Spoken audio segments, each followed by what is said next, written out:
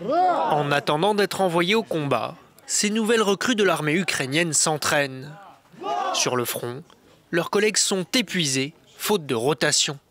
Pour remédier à cela, le pays vient de mettre en place une nouvelle loi de mobilisation, après des mois de tergiversation.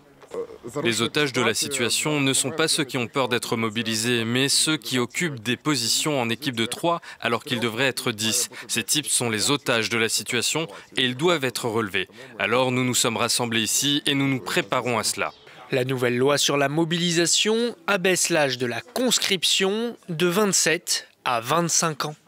Pour s'assurer que personne ne passe entre les mailles du filet, les hommes de 18 à 60 ans ont désormais obligation de mettre à jour leurs données personnelles auprès des autorités militaires.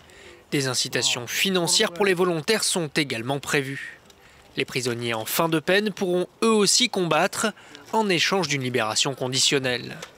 Autant de mesures qui visent à apporter du sang neuf aux troupes ukrainiennes. Nous devons recruter du personnel. Un grand nombre de brigades existantes sont vides. Nous devons le faire pour que les réservistes aient une rotation normale. Leur morale s'en trouvera améliorée. Vladimir Poutine a de son côté déclaré que l'offensive en cours dans la région de Kharkiv était une riposte au bombardement par Kiev des régions frontalières, notamment autour de Belgorod.